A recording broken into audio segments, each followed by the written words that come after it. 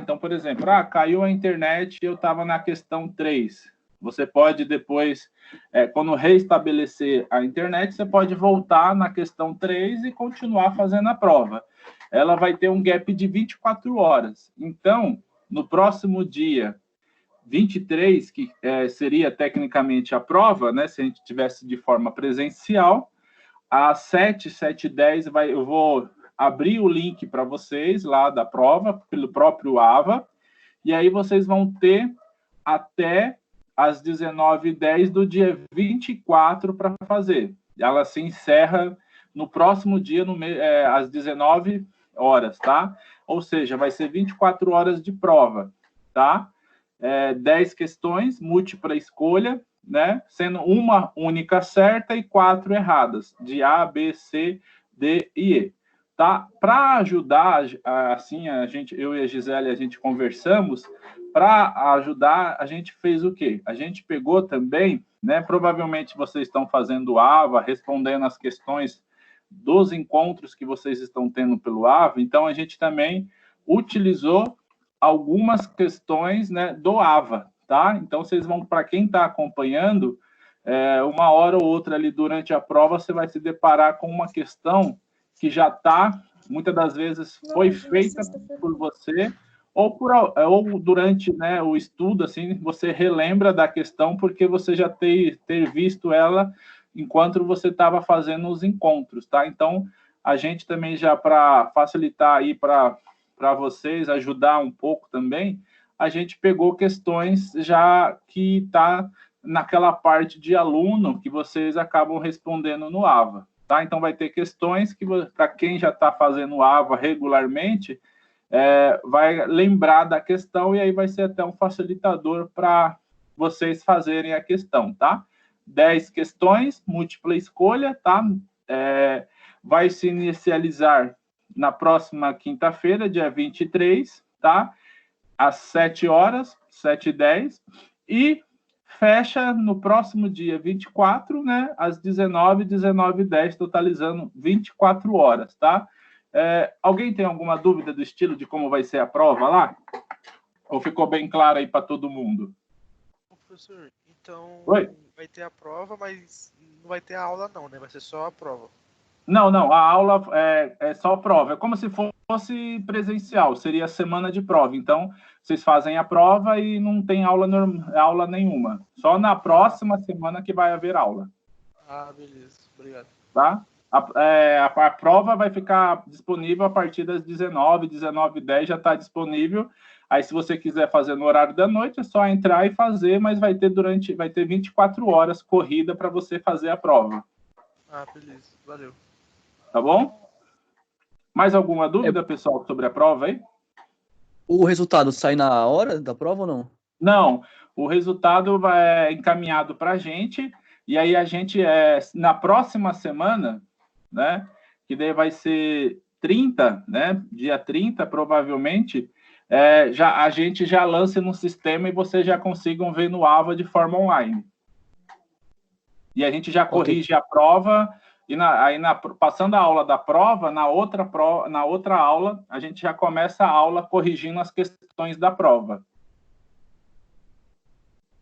Firmeza, tá? Valeu. E aí você já acompanha toda a parte de nota, já no AVA já vai subir para você a nota da prova, toda certinha, qual é a sua pontuação lá. Tá? Professor, quando que fecha o bimestre mesmo? O bimestre fecha, vamos dizer, dia 30 agora, né? Essa semana de prova, a outra a gente vai corrigir a prova e já começa o próximo bimestre já, dia 30. Tá? 30 de abril é que já está começando o novo bimestre, que a gente já tem matéria para a prova B2 já. Entendi, ou seja, eu ainda não respondi todas as atividades do AVA, então para ela fechar as notas e eu ficar com a nota já contabilizada daquelas atividades virtual, eu tenho que fazer até dia 30 mesmo?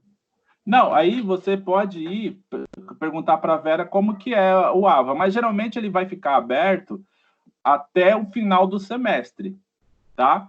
Mas o que a gente aconselha é não deixar muita coisa para o final, porque senão vai ficar muito pesado para você ter que responder muita coisa, e aí você acaba não conseguindo alcançar a pontuação, né? Não esqueçam, por exemplo, da atividade transversal que está rolando, que daí aquilo ali, se você deixa acumular muito para o final, acaba tendo, e muita gente deixa, o que acontece? O sistema fica saturado, né? Muita gente tentando acessar, e acaba tendo dificuldade de acesso, fica caindo, não salva, aí dá umas complicações. A gente sempre orienta, ainda mais agora que, infelizmente, né, por causa dessa situação ruim, mas vocês estão mais em casa, tal, a gente orienta sempre a tentar colocar o mais rápido em dia, porque facilita para vocês lá na frente, no final do semestre. Vocês não precisam fazer essa correria de desenfreada depois para terminar o AVA ou ir atrás de pontuação no AVA. Tá? Tá bom, entendi. Valeu. Pessoal, só relembrando, todo mundo já me entregou a atividade lá das 2 questões que a gente passou na aula passada? Não esqueçam não, tá? De mandar para mim contabilizar, tá? Eu vi que eu recebi bastante gente, só estou relembrando. Já recebi de bastante grupo, mas só estou relembrando para quem, por acaso, ainda não tenha feito, me faz o mais rápido possível, né, para entregar no prazo ali, porque eu não vou conseguir prorrogar essa entrega, tá? O professor Vermelho, no caso, é o da Anguera, né? Isso. Pode ser tanto da Anguera... Oi? É que eu tinha mandado no da USP, aí depois eu vi no grupo que também. Os 2 então, canais beleza. Eu estou recebendo. Então tudo bem, então. Para facilitar, eu estou recebendo pelos 2 canais, sem problema. Tá? Só relembrando dessa atividade para a gente já computar ponto para prática da sala, tá? Para a gente já ter o registro. Quem, por acaso, esqueceu ou está aí pensando, né? Talvez não tenha relembrado, só fica aí a dica para mandar. Se, por acaso, ainda não mandou, mandar para a gente já fechar as notas, tá? Então, a prova, vou começar a revisão agora, pessoal, mas a prova, ela tá bem tranquila, tá? Ela tá bem, não tem nada, assim, tão complicado, não tem nenhuma questão tão, assim, complicada de código ou solicitação de programação, alguma coisa assim. Ela tá bem mais na parte teórica, tá? Então, eu vou compartilhar minha área de trabalho aqui, né? Ver se vocês já estão vendo a área de trabalho aí. Tô conseguindo ver a área de trabalho do meu computador aí? Uhum. Então, o que eu chamo a atenção? Na hora que vocês forem ver a prova, leiam bem a questão, porque ela não tem nada de pegadinha, tá? Ela não tem nada de dificuldade. A gente até que se baseou em questão do AVA. Então, ela está bem interativa. A única coisa que vocês vão ter que fazer é ler, né, um pouquinho ali a questão para compreender o contexto, mas se vocês lerem a questão, você vai ver que a resposta ela está bem simples de ser dada, ela não tem muita complicação, não. Até porque, igual eu falei para vocês, a gente fez questão baseada nas questões do AVA. Então, para como vocês já estão lendo as questões do AVA, né, é o mesmo sentido ali, a mesma lógica que a gente trabalhou, tá? Para facilitar para vocês aí. Então, não tem nenhuma complicação. Então, o que eu vou fazer hoje? Vou relembrar os principais conceitos que caem na prova, tá? Essa apresentação que eu estou usando hoje aqui, vocês têm acesso por ela no AVA, tá? Ela está já nos primeiros encontros, tem essa apresentação. Quem quiser acessar ela para fazer, na hora que for fazer a prova, fazer junto com a prova, pode baixar ela lá tranquilamente, tá?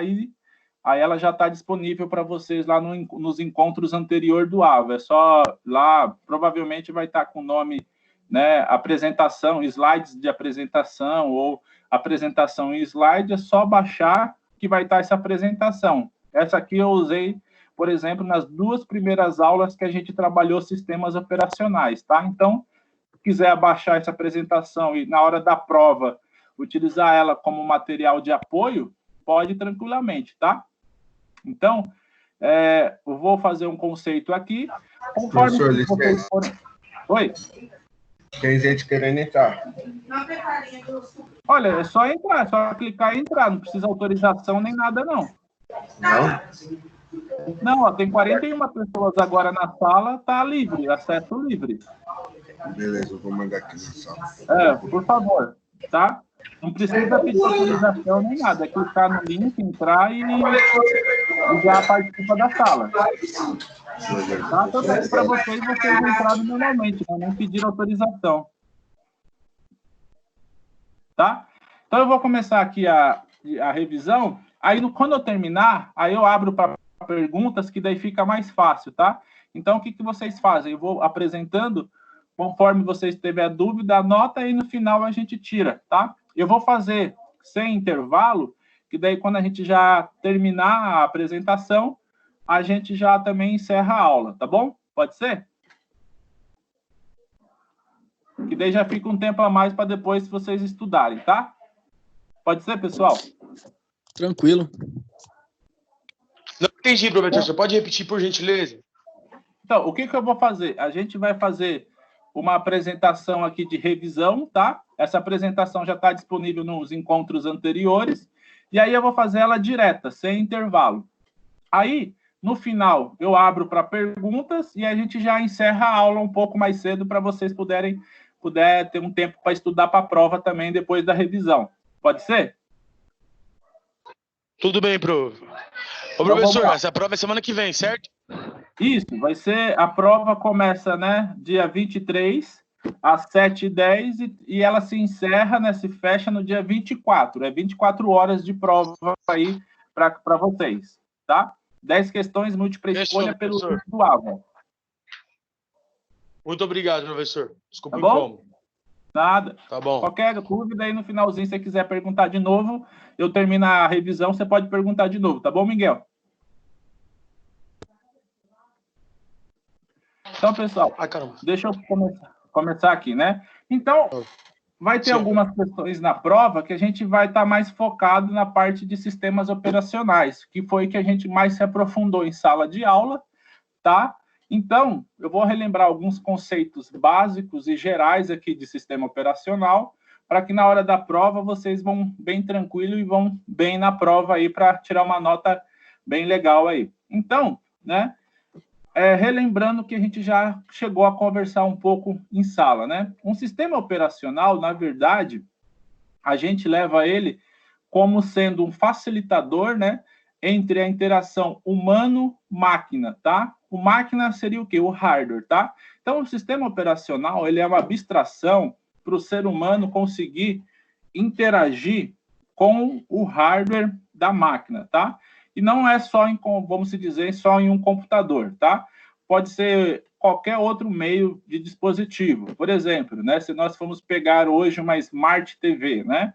Uma Smart TV da Samsung, por exemplo, ela tem um Android dentro dela. Então, ela tem um sistema operacional ali que faz com que o hardware da TV, né, e o humano consiga interagir pelo meio do sistema operacional Android numa TV Samsung, por exemplo. Então, não é só para computador que tem um sistema operacional, por exemplo, o Windows, o Linux, né? Para vários dispositivos hoje, né, nós temos sistemas operacionais. Então, um caso, por exemplo, atual de um sistema operacional é o Android, por exemplo, para Smart TV. Ali você tem um sistema operacional que faz com que o ser humano, através de um controle remoto, por exemplo, consiga enviar comandos para o hardware da televisão e esse hardware, né, através desse sistema operacional, ele receba essa solicitação desse comando do usuário e interprete e gere uma saída. Então, né, hoje o sistema operacional ele tem esse papel, né, e ele está utilizado aí em vários dispositivos, vários hardwares ali para se comunicar, né? Então, a gente tem ali uma interação, né, homem-máquina, né? Se a gente for pegar os automóveis atuais também, ele tem sistemas operacionais ali, né, embarcados, mas tem um sistema operacional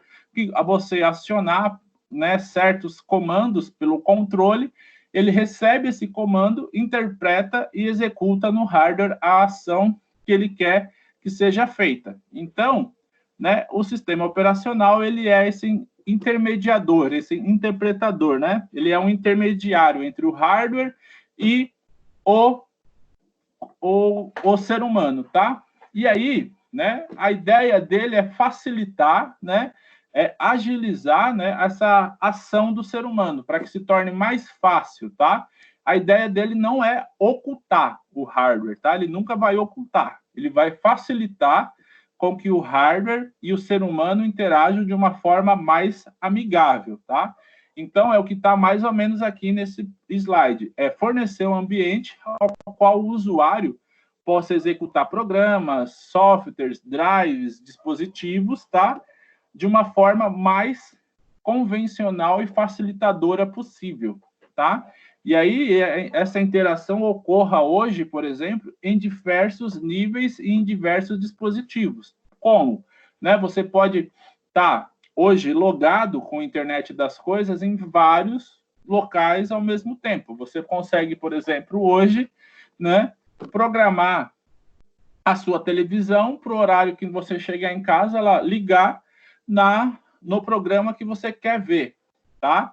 Isso é o quê? É um sistema operacional ali intermediando essa ação, tá? Então, a ideia é ser um facilitador, né? Gerar ali um ambiente adaptável e que seja o mais agradável possível para o usuário. Aquela experiência plug and play, né? Plugou, você já pode usar e vai usar da maneira mais facilitadora possível. Então, hoje, né, ainda mais, né, se você for pensar na questão de pegar um sistema operacional muito conhecido aí, o Android, né, hoje você tem ele em diversos dispositivos, né, smartphones, smart TVs, né, você tem ali esse sistema operacional adaptado para vários dispositivos, né, para que ele gere uma experiência para o usuário mais agradável com o hardware, né? E mais ágil ainda, de uma maneira que o usuário quase não sinta que o hardware esteja ali e ele esteja sendo codificado toda hora. Ele só tem a impressão que ele está usando e não está por baixo, não está acontecendo nada, tá? Mas a ideia do sistema operacional, como eu já falei, nunca é ocultar o hardware, é facilitar esse acesso a ele. O hardware não deixa de existir, o hardware está lá, mas o sistema está fazendo essa interpretação, essa facilitação para o usuário, tá bom? Então, aí pelo próprio Avas, quando a gente começa a ler as bibliografias de referência, né, por mais que se possa parecer um sistema operacional complexo, né, ele pode ser complexo, a ideia básica dele é que ele execute rotinas que permita que o processador consiga fazer com que os programas sejam disponíveis para o usuário da forma mais simples possível. Ou seja, a ideia é sempre que, através de rotinas que são executadas no computador, o ser humano consiga interagir com os diversos recursos que ele tem em hardware de forma lógica na saída da tela do seu computador, tá? Então, ele interage, por exemplo, teclando, né? Aí ele ele usa um dispositivo de entrada, que é um teclado, então ele está usando um hardware ali, um teclado, mas para ele está digitando na tela do seu computador. E o monitor está sendo um dispositivo de saída para ele. Só que, por exemplo, a grande maioria dos usuários não tem essa noção que ele está usando o hardware ali. Para ele, quando ele está teclando no hardware, ele está, na verdade, tendo a saída da tela de vídeo e entrando com dados.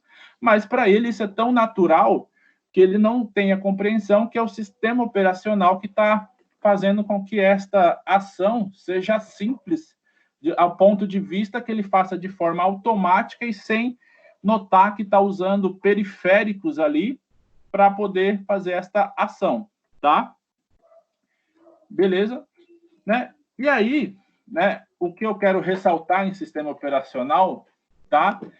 O sistema operacional, ele não é síncrono, tá, pessoal? Ele não é linear. Ele não é começo, meio e fim. Ele já foi, tá? Como nós vimos em aula, sendo necessário que ocorra, né, ali uma interação onde você simplesmente, na entrada, colocava um código e ele executava a ação e terminava. Hoje, não. Os computadores, hoje, são os que nós chamamos, né, de eventos assíncronos, né? Ou seja, você não tem uma sincronia nos eventos que ocorrem no sistema operacional. Ocorre vários eventos e em tempos diferentes, né? Por exemplo, você pode abrir um Word e depois abrir um PowerPoint, né? Mas no próximo dia você pode abrir o PowerPoint e o Word. Você não tem uma certa sequência nas tarefas que estão sendo usadas, ou nas próprias sequências de tarefas que o usuário está sendo realizado. Ele vai sendo realizada a tarefa de acordo com a demanda surgir. O que é isso, né? Você, por exemplo, todos os dias no seu trabalho, você pode executar determinadas tarefas. Porém, há dias que você executa uma tarefa 3 primeiro que a 2 e a 1 por último. No outro dia, você pode executar a primeira tarefa, a 2 e a 3. No outro dia, você pode vir com a 3, com a 2 e com a 1. Não é síncrono. E o computador, ele sabe disso e ele interpreta as ações de acordo com que elas vão chegando, né? Ou seja, ele vai se realocando, né, e alocando recursos para você, né? O sistema operacional ele vai gerenciando os recursos de hardware que ele tem de acordo com as demandas que ele vai sendo apresentada pelo usuário e pelo próprio computador, né? Lembrando, como eu mostrei em sala, que o próprio sistema operacional ele executa tarefas dentro dele de rotinas para se garantir o funcionamento, né? Para que ele consiga operar de maneira mais segura e tranquila para o próprio usuário. Então, isso gera sempre eventos assíncronos, né? Que não sejam lineares e facilita ali a interrupção para o usuário abrir um Word, né? Aí, quando ele abre um Word, ele vai alocar toda a memória que ele tem para o Word, ele vai fazer toda aquela sequência. Então, isso permite com que o sistema ele possa interagir mais rapidamente com o usuário e, com isso, permitir que o usuário tenha a melhor experiência possível, tá? Aí tem alguns históricos de sistemas operacionais que a gente foi surgindo, né? Então, esses primeiros sistemas operacionais que surgiram, aí eu trago a memória, que é aquele esquema que a gente falou no começo da aula. Ele tem um início, um meio e um fim, né? O início é você entrar com a tarefa, por exemplo, realizar cálculos, né, balísticos, né? Por exemplo, como foi feito na época da guerra, foi se desenvolvido computadores, né? A área militar usou computadores para fazer cálculo balístico. Então, o sistema, qual que era a entrada? Um determinado cálculo, ele processava, devolvia a saída, né? Então, eram sistemas operacionais de fim específicos, né? E aí, ao longo do tempo, foi evoluindo, de acordo com a evolução do hardware. Mas vários sistemas foram aparecendo com algumas implementações maiores que outros, né? Porque o sistema operacional também teve as suas evoluções, né? Nós começamos com conceitos, né, ali de transistores, memória magnética e fitas, né, as famosas VHS e tudo mais, como nós trabalhamos em sala. Tivemos alguns pioneiros em sistema operacional, e aí eu relembro para vocês da IBM, né? Ela sempre foi pioneira, e até hoje, por isso que ela é uma das empresas base da computação, né? Ela tem sua importância e marcou essa época de computação, e marca até hoje, né? É uma empresa muito forte, porque ela foi uma das pioneiras em sistemas operacionais e também em hardware, né? Ela teve os seus sistemas operacionais ali. Um desses sistemas foi o monitor, tá? Ele foi de 1953, tá? Lógico que, assim, outras empresas também tentaram fazer sistemas operacionais, tá? Nessa época aqui, de 50, por exemplo, não tinha a Microsoft ali ainda, tá? A Microsoft é posterior, mas já se tinha vamos se chamar de embrião de sistema operacional, tá? A década de 50, ela teve, além do monitor, né, teve outros aqui, né, que surgiu algumas linguagens de baixo nível, entre elas eu destaco o Fortran, que é muito conhecida até hoje, né, essa linguagem Fortran, né, acaba não sendo mais tão utilizada, não é uma das principais, mas é uma linguagem de baixo nível que é utilizada para conversar com hardware. Ela surgiu aí na década de 50, tá? A década de 50 foi uma década muito importante para sistemas operacionais e também para hardware, porque você começou a ter a ideia de criar dispositivos separados da placa-mãe, ali, vamos dizer, entre aspas, separados do meio de eles estarem em uma única placa, tá? E isso é muito importante porque você permite que você consiga trabalhar o hardware de forma independente e, com isso, você também consegue melhorar a parte lógica do sistema operacional. Então, é uma evolução junta ali de sistema e arquitetura, tá? A década de 60, que é a década de circuito integrado, ela é essencial para os sistemas operacionais, porque, né, você sai, né, da monoprogramação, que é na época de 50, ou seja, uma única linguagem de programação que interagia com o sistema, tá? Para o paradigma de multiprogramação. O que é isso? Mais de uma linguagem de computação, né, mais de uma linguagem de programação no mesmo computador, sendo executada juntas, tá? E isso é um grande marco para sistemas operacionais, porque permite que o C, o Python, o Java, né, nos dias atuais, trabalhe junto no mesmo sistema operacional, né? Ou seja, permita com que eles se agreguem em um único ambiente físico e lógico e permita a convivência dessas linguagens, facilitando ainda mais a experiência do usuário, que somos nós ali, né? Por exemplo, agora eu estou usando uma máquina Windows, né, que tem aí sua máquina Java instalada, tem programação em C, programação em Python, né? Então, ela tem vários ambientes trabalhando juntas, né, por causa desse paradigma de multiprogramação que na década de 60, através de circuitos integrados, né, na parte de hardware, ali, os circuitos integrados entraram, que permitiu com que houvesse possibilidades de melhora no sistema, né? Uma das melhoras em sistema operacional foi a multiprogramação, então você deixou a monoprogramação, ou uma linguagem só, e você veio com a multiprogramação, mais de uma linguagem dentro do mesmo ambiente de físico ali, de hardware, e lógico também você conseguiu trabalhar mais de uma linguagem, tá? E ali foi novamente a IBM também uma das pioneiras neste conceito, tá? E aí era o começo, tá? O que vale salientar aqui, que talvez vocês se deparem na prova, é aquela velha questão, né? Ainda não havia a interação do usuário com o sistema, tá? O que simplesmente acontecia? O input de dados na entrada, processamento e saída, o resultado. Ou o usuário não conseguia interagir. Ele, por exemplo, eu quero cancelar alguma operação, eu quero interromper. Não. Ele não conseguia interagir. Então, você tinha mais de uma linguagem já trabalhando no computador, só que você não...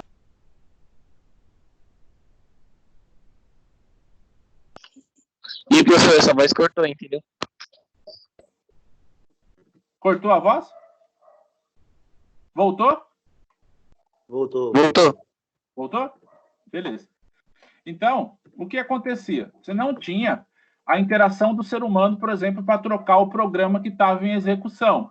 Estava executando um programa A, ele ficava até o final. O ser humano não conseguia ali interromper a execução e executar o programa B. Por exemplo, né? A grosso modo, ele não conseguia parar o Word e executar o Excel. Ele tinha que esperar toda a ação acontecer, tá? E ali não existia essa interação com o ser humano. O ser humano só entrava com os dados na entrada, processamento, saída, tá? E na década de 60, houve um boom muito grande, né, computacional, e se vocês forem pegar, provavelmente no AVA, vocês já viram, marcou-se muita evolução de sistemas operacionais na década de 60, né? Porque, com o paradigma de multiprogramação, eles começaram a ver que o computador iria virar, né? Iria dar certo.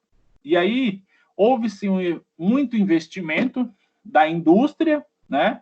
A IBM investiu forte ali, e aí permitiu que né? Com os avanços, né?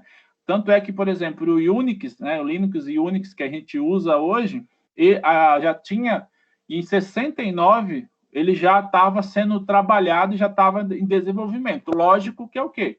É o primordial, né? Não é o que a gente tem hoje, de interface gráfica, de todos esses recursos. Mas já era um embrião do que é o Linux atual. O SOI Unix já era um embrião do que é hoje. E aí, você já começou a desenvolver sistemas operacionais mais robustos, né? Mais ali programáveis e mais recursos. Por quê? A parte lógica começou a permitir que o sistema operacional trabalhasse agora com mais possibilidades de recurso na parte lógica. Por quê? A parte física conseguia endereçar esse recurso lógico, conseguia suportar esse recurso lógico. Então, por isso que quando vocês estavam estudando no AVA e a gente foi para a sala de aula, vocês viram que essa década de 60 marcou bastante com a linguagem de multiprogramação. Mais à frente, o usuário já consegue interagir com o computador, né? Esses foram grandes marcos que fizeram o computador na década de 60 ganhar mais destaque. Lógico que ainda ele não era na parte, por exemplo, residencial. Não era atrativo ainda, neste momento, os usuários terem sua casa. Mas as empresas já começaram a ver com bons olhos este avanço, porque permitia automatizar rotinas que dentro da empresa poderiam ser executadas melhor com o computador, até porque agora, por mais precário que o sistema operacional fosse, eu falo precário na parte de limitação, né? Se você for pensar aqui um disco rígido, ele teve um tempo que gravou 50 megabytes, né? Hoje um arquivo ocupa isso, né? 50 megabytes, mas naquele tempo isso foram grandes avanços que permitiu armazenamento de dados físicos no computador, permitiu instalação de drives, né? Então, foi todo um avanço que permitiu ao sistema operacional ganhar com o tempo robustez e aí ganhar o destaque, né? E aí, os sistemas operacionais, em 70, tiveram seu grande boom. Por quê? Um sistema operacional ele também depende muito do hardware, né? Ele depende muito de onde o hardware está. Tanto é que até hoje, né? Por exemplo, você tem uma máquina que ela é mais lenta ou uma máquina mais rápida, dependendo do hardware dela, né? Você pode, por exemplo, pegar o mesmo sistema operacional, vamos pegar o Windows 10 que a gente tem hoje aí como um dos padrões. Se você instalar ele num dual core, o hardware não vai conseguir executar o sistema com uma maestria que o usuário não fique ocioso ou um pouco ali nervoso com a sua utilização. Por quê? O consumo de hardware que o sistema Windows 10 requer da máquina hospedeira, do hardware, é bem alto. Então, um dual-core não consegue suportar bem esse sistema. Então, você teria que usar computadores com hardware mais robusto, né? Um i3, um i5, um i3, um i7, um i5, um i9 ali, né? Com 8 GB de memória RAM. Ou seja, você tem um hardware robusto para conseguir fazer com que o sistema consiga oferecer tudo o que ele tem para você de uma forma mais tranquila e que seja mais agradável para o usuário. Então, na década de 60, houve-se alguns avanços lógicos, né, e principalmente em microprocessadores, que permitiram com que o microprocessador se descolasse da placa-mãe, né, fosse removido da placa-mãe e somente ele fosse trabalhado, sendo que por quê? Um dos principais componentes físicos, né, ali o hardware, onde um sistema operacional atua, é em cima do processador, né? Por quê? Ele que é vamos dizer, se a placa-mãe, né, é o corpo ali, tudo, o processador é o coração do negócio, né? Ele é a parte cerebral ali, é ele que faz todos os cálculos, controla todas as instruções. Então, quanto mais tecnologia empregada e mais agilidade a gente oferecer no processador, mais o sistema operacional ele é ágil e robusto para atender a necessidade do usuário, tá? Então, nessa década de 60, um destaque que eu dou, que talvez possa cair na prova, é o porquê se teve um grande boom, né, ali em sistemas operacionais. Foi porque um dos grandes fatos relevantes foi esse destacamento aí do processador da placa, permitindo com que o hardware processador fosse mais trabalhado. Com isso, o sistema deslanchasse mais ali, tá? Tanto é que em 70, né, em 71, na verdade, o Nicholas Wilt, ele consegue fazer a linguagem Pascal, né? A linguagem Pascal, que muitos de vocês já ouviram, ela é criada em 71. Em 75, o C já aparece em cena. O C, por exemplo, é ensinado até hoje em muitos lugares, né? E aí, em 75 que apareceu, né? Por quê? Porque o hardware, o sistema agora começou a ganhar mais notariedade e permitiu com que maiores avanços, né? E aí, se você for ver o Pascal, o C trabalhando junto, né? O paradigma de multiprogramação que foi descoberto em 60, né? Surgiu em 60, em 70 aparecendo mais linguagens, permitindo com que o computador recebesse mais recursos e realizasse mais rotinas e mais tarefas, né? Então, nós temos a década de 80, que é onde praticamente você tem um boom de sistemas operacionais, né? Microsoft, Apple, Linux aparecendo, sistemas operacionais para celulares, para Palm, né? Você tem vários cenários ali que, lógico, era tudo um embrião para que viria agora. Mas se você for ver, 80, 90 e 2000 foi o grande boom de sistemas operacionais. Não só para computadores, né? Não só para notebooks, desktops, mas para celulares, Palm, área empresarial nas máquinas, né? Máquinas ali para a parte fabril, têxtil, metalúrgica, telefonia, né? Onde teve um grande boom de sistemas operacionais ali para várias áreas, tá? Então, essa é um grande avanço que nos trouxe ao cenário atual, né? Se a gente for pegar hoje, no contexto geral, né? E aí você coloca esse contexto para qualquer dispositivo que tem um sistema operacional instalado, e aí sistema operacional eu chamo a atenção, que é um sistema, né, que pode ser grande, porém também, como eu falei, pequeno, né? Ele pode ser um sistema operacional simples, mas que executa a sua função com perfeição. E aí eu lembro daquele exemplo que eu dei em sala de aula, por exemplo, a máquina de controle de acesso, né? Ela tem um sistema ali que executa a sua função. Então, se a gente for pegar o conceito principal de sistema operacional, é controlar o hardware e coordenar o uso dos programas e aplicativos que está instalado ali dentro do hardware ali, tá? Então, esse é o conceito base de um sistema operacional, tá? E esse se encaixa para qualquer dispositivo.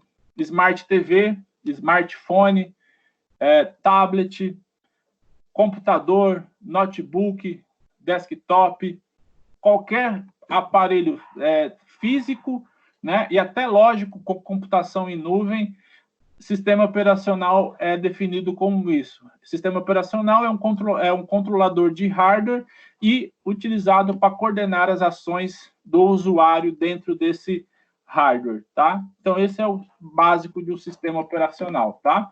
E aí você tem o tradicional, né? Hoje, por exemplo, se você for pegar um smartphone, né, ou qualquer uma Smart TV, hoje, quando você vai comprar uma Smart TV, você pega o manual para ver a configuração de hardware que ele tem. o processador que ela está trabalhando, a memória que ela tem, as entradas de entrada e saída de dispositivos, quanto entrada, por exemplo, quantas entradas USB, quanto entrada HDMI, quanto entrada VGA, né? A VGA hoje, por exemplo, já nas primeiras Smart TV você tinha. Hoje as Smart TV já não vem mais com VGA.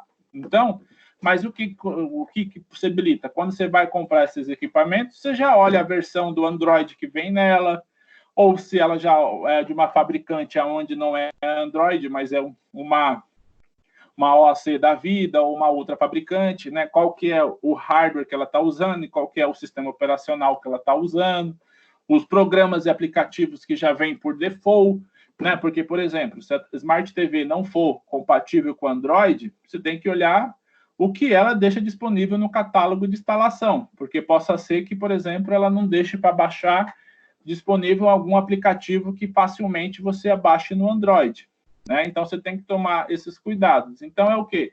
Especificação hoje de hardware e sistema operacional. Hoje, de uma forma já intrínseca, nós não reparamos muito como o sistema operacional já está inserido no nosso meio, né? Hoje, nós, quando vamos comprar, por exemplo, um smartphone, nós olhamos qual é a versão do Android que ele está instalado. Ou seja, nós olhamos qual é a versão do sistema operacional Android que a gente está ali utilizando no smartphone, tá? Lógico que o quê? Você, né? Então, isso são conceitos ali. Então, agora, né? E com isso eu quero dizer o quê? Né? Hoje, nós temos, né? Nós começamos os sistemas operacionais com o sistema monoprogramáveis e monotarefa, né? Uma linguagem só de programação embutida dentro do computador, executando uma tarefa só. Na década de 60, nós descobrimos, né, foi criado, né, e ali, depois disso, aperfeiçoado, multiprogramações e multitarefas, tá? Ou seja, né, é o que nós temos hoje. E, além disso, com múltiplos processadores. O que é isso? Múltiplas CPUs, né? Hoje você tem um processador, por exemplo, um i3 com 4 núcleos de processamento, né? 2 virtuais e 2 reais, mas são com múltiplos processadores dentro, né? Você só tem um processador, uma placa ali, né? Uma chapa de processador, mas dentro dele você tem 4 núcleos de processamento. Então, você tem um sistema hoje multiprogramável, multitarefa e com multiprocessadores ali junto, tá? Então, isso foi a evolução de sistemas operacionais.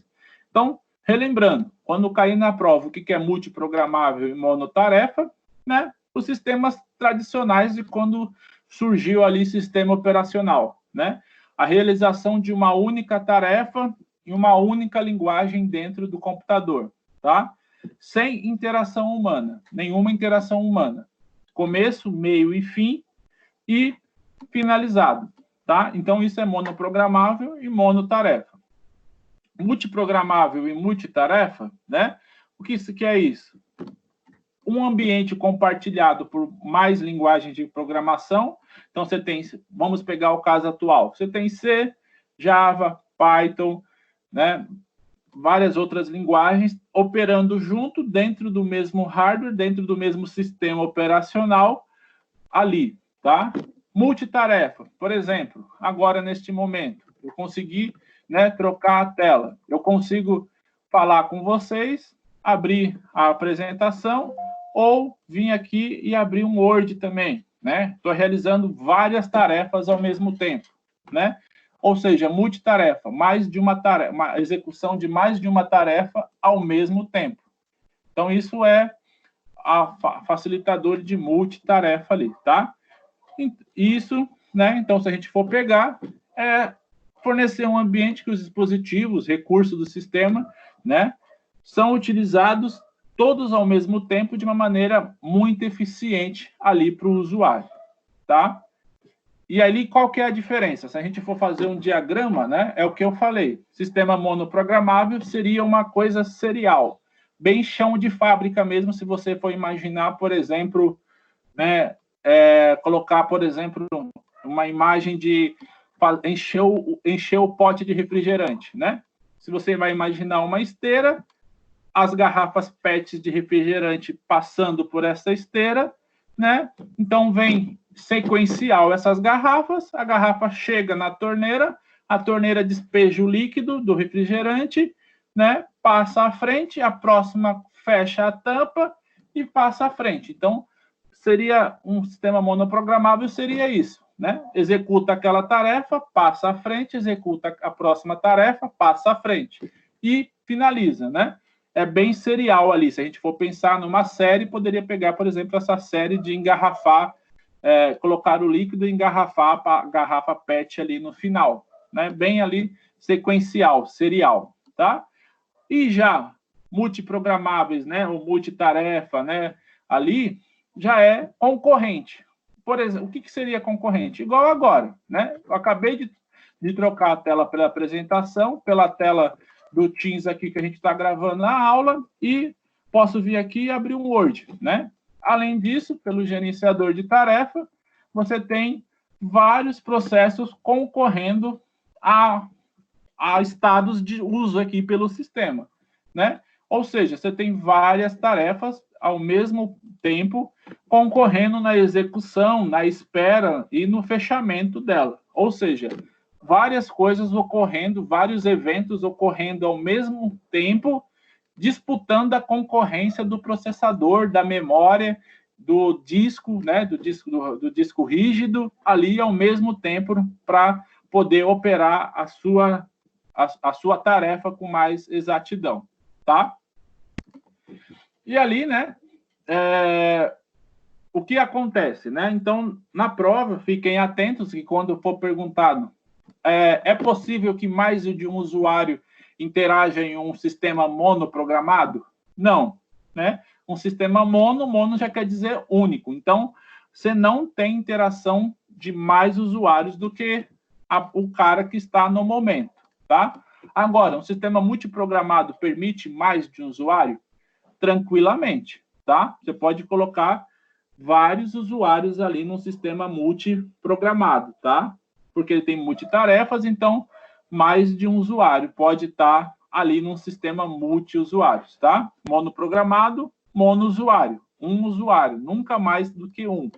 Multiprogramado, né?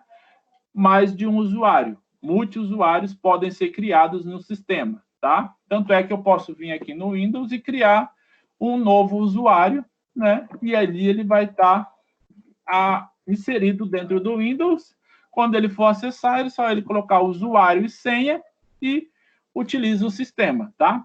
Então, multiprogramado, multiusuário. Monoprogramado, monousuário. Não permite mais do que um usuário entre mono, tá? Agora, multiusuário já permite a criação de multiusuários, tá? Beleza? Então, essa parte aqui é bem simples, né? Então, tranquilo, tá? E aí é só mais para vocês. O que eu quero destacar aqui agora, nesse esquema aqui, é a questão de sistema de tempos reais, tá? Vai ter uma questão sobre sistema de tempo reais, e aí eu quero relembrar qual que é a ideia de sistema de tempo real. O tempo real é o que nós estamos falando agora. Então, sistemas de tempos reais emitem, né, dados em tempo real. Por exemplo, a Bolsa de Valores. Ela trabalha durante a operação do dia em tempo real. Os acionistas, os corretores, precisam ter a informação em tempo real para saber aonde investir, como investir, né, se vende, se compra ação, né, se perde ou ganha. É um sistema de tempo real. Um sistema de uma caldeira de uma usina, né, uma metalúrgica ali que mede a temperatura. É um sistema em tempo real. Ela dá a temperatura da caldeira em tempo real. Um tempo de uma hidrelétrica ali na barragem. Ela está medindo a água em tempo real. Ou seja, sistemas de tempo real, eles foram criados e são criados com a finalidade de fornecer os dados em tempo real, tá? Isso é o que muitas das vezes aí eu lembro do caso, por exemplo, que eu cheguei a falar para vocês da usina de Brumadinho, né? Que aconteceu aquele incidente que, querendo ou não, a tratativa para aquilo era simples, né? Era um sistema de tempo real de sensores que media o tempo ali media a posição, né, da quantidade da água, né? Qual que era a posição na altura da parede de contenção da barragem. É um sistema de tempo real, tá? Então, a ideia é bem tranquila, né? É bem simples, né? Sistema de tempo real, medição e envio dos dados, né? Outro sistema de tempo real bem tradicional, o sistema de aeroportos, né? De entrada e chegada de avião. Né? O pessoal do controle de voo precisa ter essas informações dos aviões que chegam, né? Para pousar e os do que sai para decolar em tempo real para poder fazer a gestão do tráfego aéreo do aeroporto, né? Para saber, olha, não, você não consegue utilizar essa pista agora, fica taxiando aí em cima um pouco, aí nós vamos decolar um avião e depois libera essa pista para descida, né? Os controladores de voo ali do tráfego aéreo é um sistema totalmente em tempo real, até porque se eles pararem, né? Como vai ser feito no aeroporto descida e subida de aviões? Não tem como, né? Então, isso é um sistema de tempo real ali. Tá? E aí, né, lembrando o sistema com múltiplos processadores, os nossos computadores, nossos dispositivos atuais, né? Um celular 8, por exemplo, hoje um octa-core, você tem ali facilmente 8 núcleos de processamento, né? Então, multiprocessadores é multinúcleos, tá? Mais de um sistema ao mesmo tempo, tá? E aí, é o que a gente fala, né? Execução de vários programas ao mesmo tempo e de maneira mais eficiente, é você poder dividir, né? Com esses vários CPUs, o processamento de vários programas, né? Então, você pode trabalhar de uma maneira mais ali tranquila, mais sutil com o hardware para que o usuário tenha mais agilidade, né? Você divide o processamento com todos as CPUs que você tem, então isso não sobrecarrega o computador de uma maneira exaustiva, né? Você consegue mais agilidade ali, tá? E aí, vale destacar aqui, né? Então, qual que é a ideia, né? Dessa parte de multiprocessadores hoje para o nosso cenário atual? Escalabilidade, né? Você tem um maior poder de processamento, tanto é que você pode, né, comprar processador hoje de acordo com o gosto do freguês. Você pode falar, não, eu quero um i3 porque é um computador mais casual. Eu quero um i5 porque já é um computador que eu vou fazer trabalhos mais pesados, né? Quero um i7 para que eu possa destacar ele mais para jogos, né? Então, o processador e o computador pode ter uma escalabilidade de hardware. Então, você pode, hoje, por exemplo, comprar um computador de acordo com o gosto do freguês, né? A disponibilidade, né, que hoje é mais tolerante a falhas dos sistemas operacionais, e esse balanceamento de cargas, que é, por exemplo, né, quando você vai abrir certos aplicativos ou certos programas mais pesados, se você tem, por exemplo, um processador melhor, né, você tem, por exemplo, já um i3, ele já vai dividir o processamento nesses 4 núcleos de processador que ele tem, né? Então, ele tem 4 processadores ali, tá?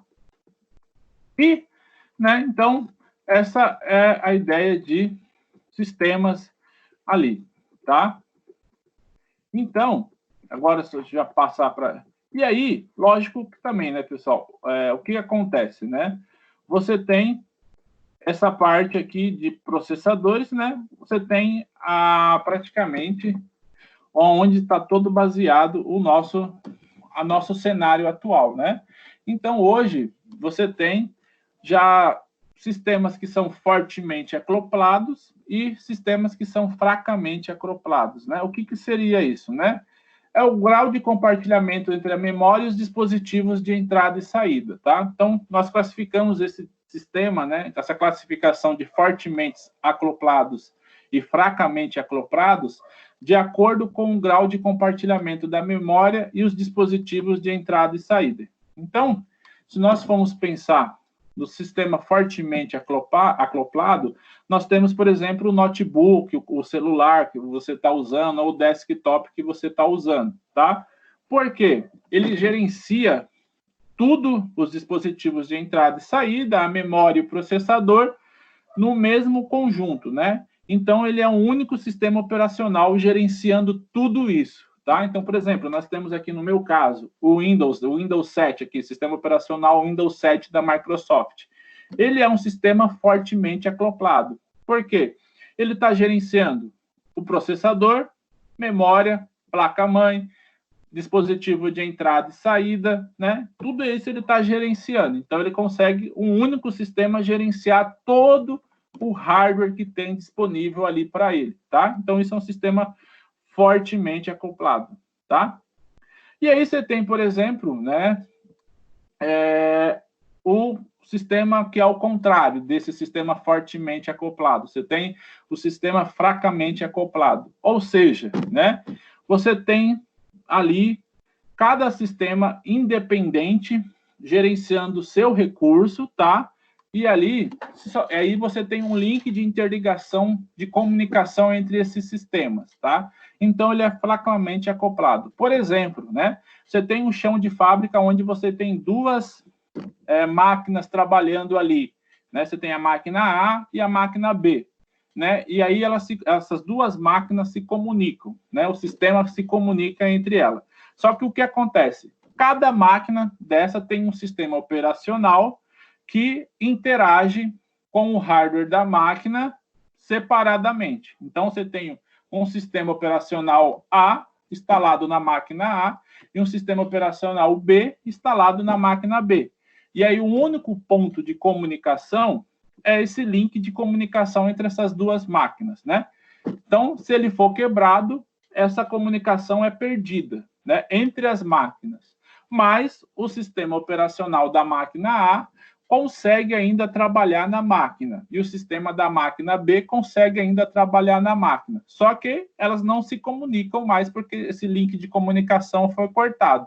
Então, neste caso, ele é um sistema fracamente acoplado, porque ele depende dessa intercomunicação, né, que um se comunique com o outro. No sistema operacional já fortemente acoplado, não.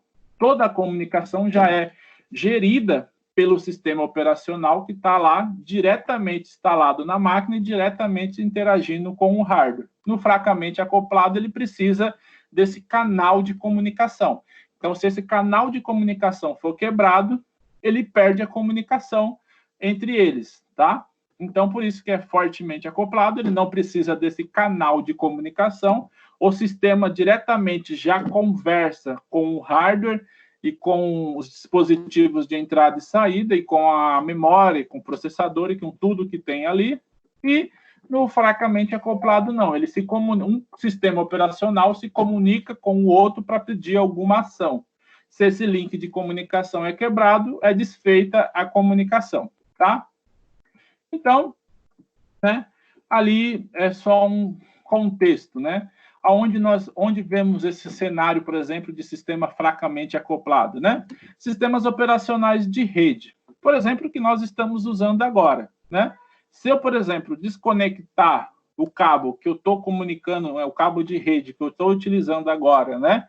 Para passar essa videoaula para vocês, e aí a aula vai cair, ou seja, o link de comunicação vai ser perdido, tá?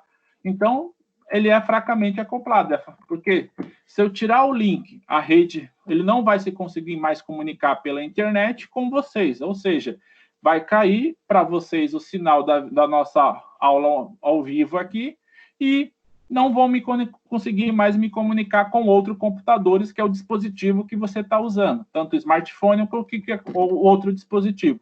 Ou, por exemplo, se vocês, né, cair a internet da sua casa nesse exato momento, vocês não vão conseguir mais ter acesso a essa aula. Então, né, ele é fracamente acoplado, né, só que é um sistema operacional de rede, né? Todo o sistema, na verdade, agora, o Android, o Windows, Linux, né, Apple, é um sistema operacional de rede, né? Todo mundo está conectado à rede hoje, né? A internet, de alguma forma, ali. E se nós tirarmos este cabo, por exemplo, né, ou desligarmos a placa de Wi-Fi, nós perdemos a comunicação, né? E não é muito difícil disso acontecer, tanto físico como logicamente, né? Eu posso ter aqui o cabo conectado, mas se a operadora aonde eu trafego meus dados, ela cortar a minha comunicação, eu também perdo a comunicação com o meio, tá? Então, isso é bem fácil de vocês entenderem, fracamente acoplado, tá? Aí você tem sistemas operacionais distribuídos, né? Que é são sistemas que escondem detalhes individuais e passa a tratá-lo como um conjunto único, né?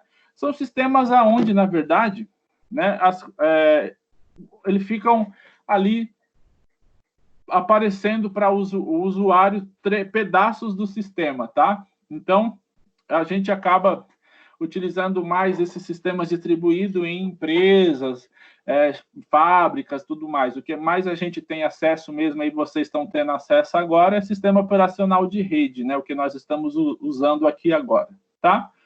E aí, só para trazer a memória de vocês, né? Se tiver uma questão na prova de vocês, né? Olha, além do sistema operacional, o que mais faz parte do sistema operacional? Então, nós temos gerenciamento de processo, né? O que é os processos, né? A gente vai começar na outra semana a falar sobre isso. Mas os processos que são controlados no processador. Quem controla isso? O sistema operacional, né? Gerenciamento de memória, né? A memória RAM, quem controla? O sistema operacional junto ali, né? O armazenamento, acesso a disco, né? Escrita e leitura, o sistema operacional, sistema de arquivo que a gente viu na aula passada e gerência de dispositivo. Tudo isso, quando você obtém um sistema operacional, ele vem junto no pacote, tá? Já vem um gerenciamento de processo, gerenciamento de memória, gerenciamento de armazenamento, sistema de arquivo e dispositivo. Sem isso, não é muitas das vezes um sistema operacional, tá? Porque por mais simples que seja o hardware que vai receber, ele trabalha de forma mínima, mas com esses recursos: processo, memória, armazenamento, arquivo e o próprio dispositivo, que é a interação que você vai ter, tá? Então, esses são os componentes base de um sistema operacional. Então, se tiver uma questão, fiquem atentos que se tiver mais alguma coisa que esteja fora disso, não está correto, tá? Então, fique bem atento na prova lá, uma questão dessa, tá? E aí, o gerenciamento de processo, né? Controlar as ações de um programa. Por exemplo, né? Se eu vim aqui agora, abrir o Word, né? Eu abro meu gerenciador de tarefas, eu vejo o Word aqui, ó, o InWord, né? .exec é o processo do Word. Então, eu consigo abrir, né? E eu consigo agora escolher um arquivo. Tudo isso vai consumir no memória. Eu acabei de abrir o arquivo, então ele consumiu mais espaço em memória, né?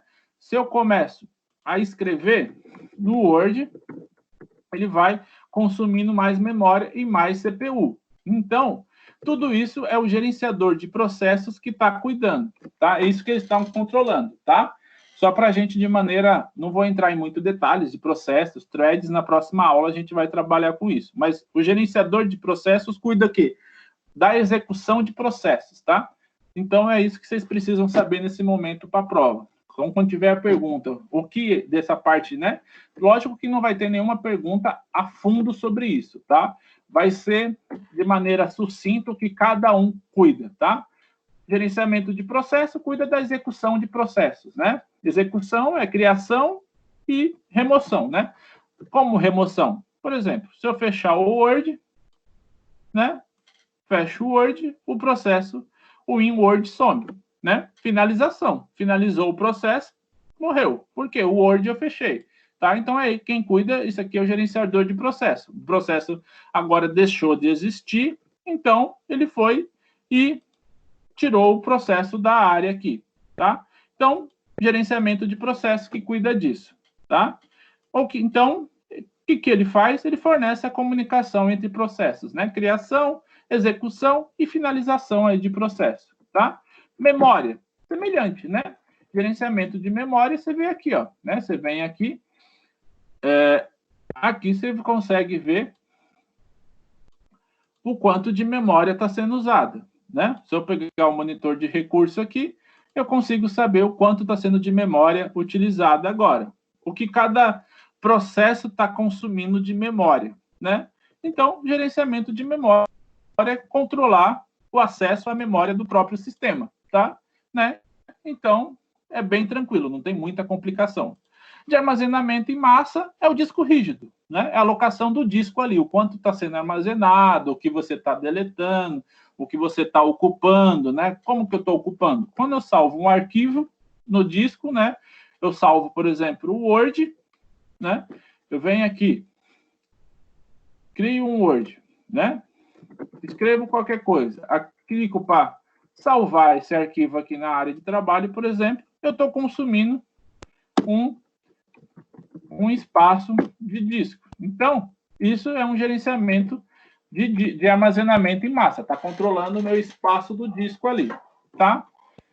De arquivo, né? É o próprio que eu estou sendo gerenciado agora, né? O sistema de arquivo do Windows é o New Technologic File System, né? O famoso NTFS. Então, sistema de arquivo, no caso do Windows, é NTFS, né? O New Technologic File System. O que ele faz? O que ele permite? Criar e apagar arquivos, criar e apagar diretórios, que são, na verdade, pastas, né? Então, eu posso vir aqui e simplesmente criar uma pasta e depois deletar. Quem faz isso? Quem permite esse gerenciamento? O sistema de arquivo, né? Mapear, controlar os arquivos. Os dispositivos é o próprio sistema operacional que controla, você não precisa fazer isso, né? É o próprio sistema operacional que entende que agora, por exemplo, eu estou passando o mouse aqui e abrindo outras telas, né? E na hora que eu vou escrever no Word, eu já clico aqui e ele já escreve. Então, é o sistema operacional que gerencia as entradas de dispositivos, né? Entrada e saída dos dispositivos, né? Tá? E, pessoal, é mais ou menos isso que eu tinha de revisão. Então, eu vou abrir aqui agora para perguntas, e aí vocês podem perguntar. Tirar algumas dúvidas, alguma coisa, e algum ponto que vocês queiram que seja ali aberto. Tem algum ponto que vocês queiram tirar alguma dúvida, rever, assim? Porque a prova está em cima dessa apresentação, tá? Tem alguma coisa que vocês queiram rever?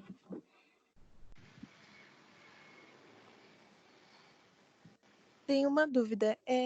A gente vai ter acesso ao AVA uns minutinhos antes, mesmo no dia da prova, a gente vai poder ter acesso ao AVA normalmente? Não, vocês vão fazer a prova pelo AVA, tá, Aline? Não é normal. Você vai entrar no AVA, no encontro 10 vai estar o link da prova, né? Aí você vai clicar, vai estar lá prova, você clica, e aí você já vai poder começar a fazer, tá? Vai ser... Aí as lições anteriores a gente vai poder dar uma olhadinha também. Não, aí o que acontece? Durante a prova, você, na verdade, essa apresentação que eu usei aqui, ela já está disponível nos primeiros encontros. Você já consegue abaixar ela lá e ficar. O que eu oriento? É mais fácil você já entrar no AVA, abaixar essa apresentação, deixar ela já aberta no seu computador e depois abrir o AVA, tá? Ok. Que fica até mais fácil para você visualizar e estudar, tá? Senão você vai ter que ficar toda hora indo e voltando no AVA, e aí é mais isso era cansativo. só, tipo, antes de fazer a prova mesmo, queria saber se a gente teria acesso, entendeu? Mas como o senhor Não, disse, o AVA vai ficar aberto normal para vocês. Tá bom, só uma dúvida. Não vai fechar os encontros, não vai fechar nada, não. O AVA vai estar integral para vocês. Tá bom. Você só tem que lembrar, tipo assim, hoje é aula de sistema. Se você não fizer a prova, por exemplo, na noite de hoje, que uma hora dessa já vai estar aberta desde das 19 horas semana que vem. Então, semana que vem, dia 23, a partir das 19 horas a prova já vai estar aberta. Quem quiser fazer na noite, pode, mas aí vai ter até as 19 horas do dia 24 para terminar. Tem 24 horas para fazer a prova. Uhum. Tá bom, então. Obrigada. Tá? Porém, a única coisa que eu lembro, pessoal, só vai ser feita uma tentativa, tá? Só pode ser feita uma tentativa. Ou seja, vocês só podem terminar e enviar a prova uma única vez. Se vocês já fizerem isso, né? Mas não, eu vou refazer a prova. Vocês não têm a opção de refazer, tá? Então, antes do envio, né, finalizar e enviar, vocês podem chegar e trocar a resposta lá. Mas na hora que vocês clicaram finalizar e enviar, vocês não conseguem mais reabrir a prova para trocar a questão, tá? Então tomem cuidado na hora que vocês, tipo, terminei, vou enviar a prova para o professor. Na hora que vocês clicarem em enviar a prova, vocês, mas putz, eu tenho que mudar na questão 1, eu tenho que mudar a opção que eu esqueci. Depois que vocês terminarem e clicarem em finalizar e enviar, não tem a opção de editar de novo, tá? Vocês têm a opção de trocar ou mudar, ou, por exemplo, se caiu a internet, antes de finalizar. Depois que vocês finalizarem e enviarem, não tem mais a possibilidade de refazer a prova, tá? E aí, professor, e quando que vai ser a prova? Pergunta aí. A prova, então, dia 23, né, semana que vem, a partir das 19 horas, o link dela vai estar no Encontro 10. Então, se você entrar lá na unidade 3, né, vai estar unidade 3, vai estar a sessão, e vai estar a sessão lá, 2, vai estar o link da prova. Aí você clica, né, vai estar como um questionário, você clica neste questionário e vai ser a prova. Vai ser 10 questões de múltipla escolha, com 5 alternativas cada questão. Então, vai ser A, B, C, D e E, com uma única certa. Tá? E ela vai estar disponível por 24 horas, ou seja, no dia 23, às 19 horas, abre, e aí fecha no dia 24, às 19 horas. Porém, é igual eu estou falando, né? Não é tipo, então eu posso fazer quantas vezes eu quiser a prova. Não. A prova vai estar disponível para você durante todo esse tempo. Porém, né, você pode começou a fazer a primeira, a segunda questão e caiu a internet ou perdeu a conexão com o AVA. Você vai poder voltar e continuar da onde parou normalmente. A única coisa que, a partir do momento que você clicou, fez as 10 questões, clicou finalizar, e aí vai estar de novo, finalizar e enviar, você clicou em finalizar e enviar. O processo ocorreu com sucesso, você não consegue mais reeditar a prova, tá? Você não consegue mais refazer a prova, tá bom?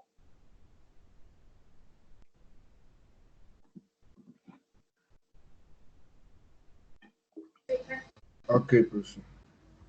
Essa apresentação, o que eu dou de sugestão, né? Igual já falei para as outras turmas.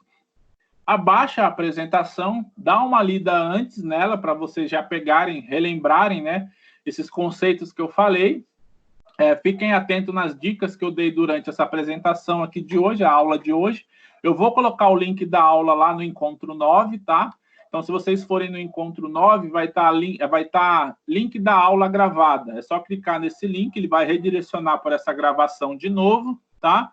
Eu vou fazer até para facilitar, eu também vou colocar os slides que eu usei hoje de novo, tá? Eu vou colocar na mesma sessão onde tiver o link da aula gravada, já vai aparecer os slides para vocês lá também, tá? Para facilitar, que daí vocês já vão direto lá, para quem quiser reassistir a aula, tá? Ok, professor. Professor, vai cair comando Já de fica mais Linux fácil para também? vocês baixarem o material também. Tá?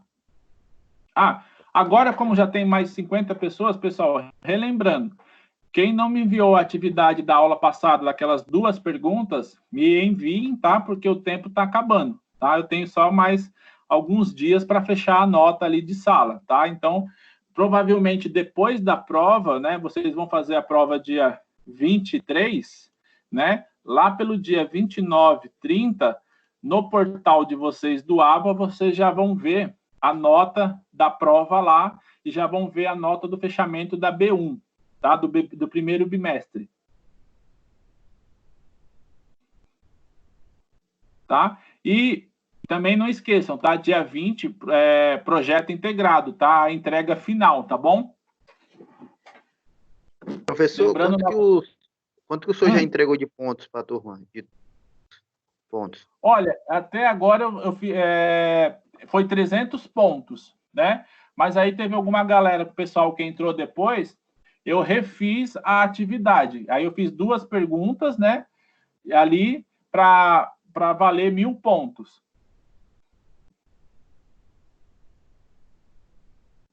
Ah, tá, ok. Semana passada você estava lá na aula? Estava, sim. Ah, então. Aí aquela atividade que eu passei já vai valer 1.000 pontos, que é a participação em sala de aula. Ah, tá, entendi. Tá? E aí, Professor, quem tá... Oi? uma dúvida e um comunicado. Eu tinha pegado o e-mail que mandaram no grupo lá errado, aí em vez de sair Anhanguera, saiu Anhanguera com M, aí eu corrigi agora, acho que o senhor deve ter recebido agora. Dessas 2 questões. Essas 2 questões está valendo 1.000 pontos, que é atividade de sala de aula, e a prova 5.000 pontos? Isso. Sim, senhor. Não, a prova vale 1.000 pontos também. Tá? É 1.000 pontos Sim. de sala de E aula como é e que... pontos da prova. Professor, vai ser contado tudo, E o né? AVA vai valer... O transversal, o AVA, essa avaliação. Aí quando você bater 6.000 pontos lá, é que passou, correto? Isso, já está aprovado. professor, 6.000 peraí, é o aí é que mínimo, tá. né? Aí pode falar. São 1.000 na prova, 1.000 no trabalho, 1.000 no AVA. E mais que atividade vai ter? Ah, não. No AVA, você pode fazer até 3.500 pontos. É mais ainda no AVA. Aí, no segundo bimestre, né? E tem o nota máxima, eu acho que ele tem que fazer também, professor. Tem que fazer o desafio nota máxima. Aí, pro primeiro bimestre, 0, né? Tipo, é 1.000 pontos da prova, 1.000 pontos da sala de aula, atividade transversal. Aí a gente vai pro segundo bimestre, sendo 1.500 pontos de sala de aula. Oi? Os 6.000 pontos é no semestre? Isso. É, o semestre todo. 6.000 ou mais, Eu né? achei que era 6.000 pontos por bimestre. Não. A nota mínima para passar é 6.000 no semestre. Tá. Mas no bimestre, no semestre total, você pode alcançar até 14.000 pontos. Sim, senhor. Professor, eu vou analisar aqui. Perdão, pode falar. Beleza. Não, uma dúvida. Se eu atingir 6.000 pontos já, tipo, com trabalho, atividades, negócio, e for mal na prova, tem problema ou não? Tendo mais de 6.000 pontos, já era. Não, aí sim, você tem que tirar o mínimo de prova de sala de aula. O mínimo é 1.500, 1.000 pontos, 1.500, tá? Ah, sim. Só que assim, as 2 provas valem 3.000 pontos, né? A primeira é 1.000 pontos, a segunda é 1.500. Então, você tem que tirar o mínimo dela 1.500. Mas se vocês forem ver, é bem fácil tirar sempre mais, né? Porque a segunda prova vale 2.500. Então, a pontuação dela é bem alta, né? Ô, professor. Ah, sim, entendi. Valeu. Oi? Professor, a média da prova da B2 diminuiu? Não. Ela é sempre maior. Não, porque Da quando eu B1 fazia... menor que a B2. Quando eu fazia engenharia civil, ela valia 4.000. A primeira 1.000 e a segunda 4.000. É porque, assim, depende do peso da disciplina. Como essa aqui é nível 1, não é nível 2, aí no nível 1 ela é mais baixa. Professor, é de suma importância bater, por exemplo, para passar no bimestre, tipo 1.500 pontos ou 3.000 pontos já para ficar garantido, certo? Quanto mais ponto, melhor é. Tudo bem, professor. Muito obrigado. Desculpa o incômodo. Nada, tranquilo. Professor, vai cair comandos básicos de Linux? Não, nessa primeira versão não, porque a gente não foi para laboratório. Voltando para a sala de aula, a gente tenta aí fazer a parte de comandos básicos. Ok. Tá bom? A gente vai... tem uma questão lá de teoria, né, de Linux, mas é teoria. Se vocês estiverem junto com os slides, vocês já conseguem resolver bem tranquilo. A gente não cobrou comando porque a gente não passou no laboratório, né? A gente ia passar para vocês fazerem no laboratório. Como vocês acabaram, a gente não acabou tendo a prática, a gente vai deixar para o segundo momento. Oi? Tá. É porque no AVA tinha umas perguntas. Basicamente, a prova vai ser feita totalmente em cima do AVA. E do conteúdo, tipo, da metade do conteúdo que o senhor passou. Isso. A gente pegou algumas questões, alguns encontros do AVA e as outras em cima dessa apresentação que a gente está usando agora, que eu usei com vocês. Sim, senhor professor. A pergunta é, essa questão de pontuação dos 14 mil pontos em todas as matérias, tipo, cada disciplina tem a chance de chegar a 14 mil pontos, é isso? Ou só para cada disciplina você consegue 14 mil. Lembrando que é assim, né? Para o histórico só vale de 0 a 10. Os 4 mil a mais, se você tirou, por exemplo, eu fechei com 11 mil no semestre, não faz sentido. No seu histórico vai 10, não vai 11. Esses 4 mil a mais... Não, tudo bem, era só para saber. Ah, tá. Porque, por exemplo, o aluno vai lá, por exemplo, a gente faz todas as atividades do senhor, aí, por exemplo, esquece uma. Entendeu? Aí no quesito, tipo, do próximo bimestre pode recuperar essa nota, certo? Pode. Esses 14 mil pontos, dos 4 mil pontos que falta, é meio que para repor as atividades não feitas? Vai somando. Porque daí você tem, tipo assim, você tem um extra de 4 mil, né? Você pode... O máximo é 10, só que você tem um bônus de 4 mil a mais para você sempre estar ali na nota mais alta. Zerar. Tá bom, muito obrigado, professor. Nada. Mais dúvida aí, pessoal? Boa noite. Os slides do encontro para revisão são 4 no total? Não, essa apresentação que eu estou aqui, que eu vou mandar para vocês, deixa eu ver aqui. Eu achei 4. Foi slide da aula, comandos básicos Linux, permissão de acesso a arquivos e sistema de arquivos. Todos os PDF que eu baixei. Não, essa apresentação que eu passei hoje, ela está na unidade 1, tá? Ela está na primeira unidade lá. Eu vou colocar ela de novo, esses slides agora, assim que a gente terminar a aula, eu vou pôr ela lá na última aula, que é a unidade 9, tá? Então vai ser unidade 3, seção 2, tá? Quer ver? Deixa eu mostrar aqui. Todo mundo está vendo aí minha área de trabalho, né? Deixa eu já fazer aqui com vocês, então. Sim, dá para ver. Deixa eu ver se já vai acessar. Aí todo mundo já vê aonde eu coloco aqui.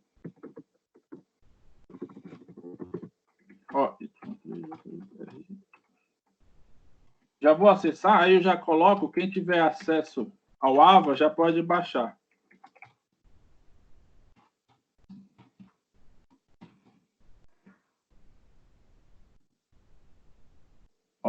Deixa eu ver se o portal aqui já vai abrir. Aí quem quiser pegar, já pode pegar a aula de agora aqui. Eu vou colocar... Deixa eu ver aqui, sistemas operacionais.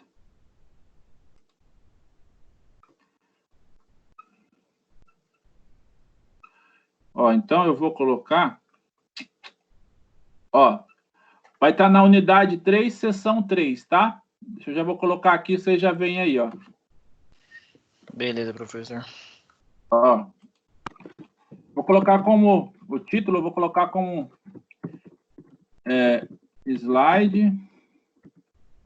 Slides da revisão, tá? Para ficar mais fácil.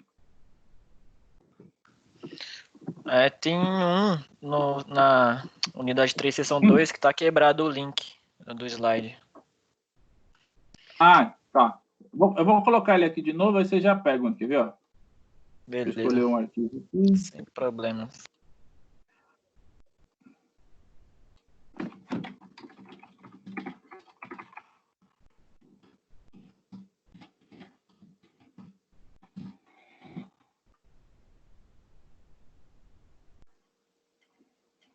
Tá processando. Então,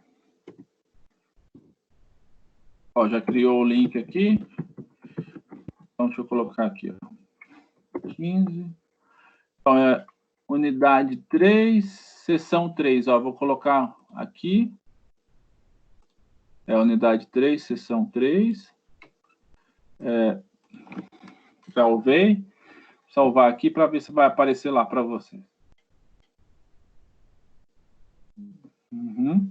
Deixa eu abrir aqui para ver se já foi.